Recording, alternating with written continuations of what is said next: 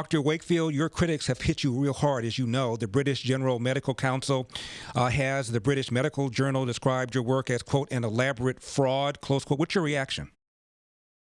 Well, let me put it this way, Larry. I have never committed scientific fraud in my life. But when you will be aware of the sort of false narratives that are carried by the media in respect of many, many things nowadays. And I've lived with this now for nearly 20 years.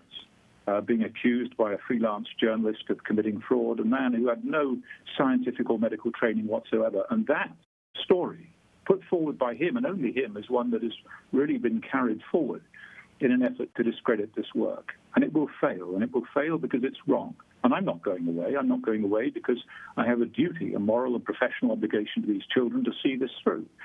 And I have never committed fraud. I never will commit fraud, but my job is to expose fraud, and that's what I'm doing now through filmmaking.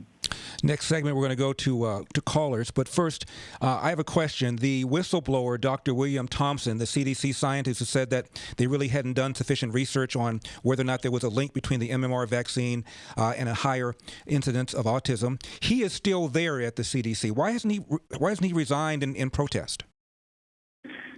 It's a very good question, Larry. He came forward with this moral conviction that he had to tell us about the fraud. He had to have it broadcast, and he then went silent.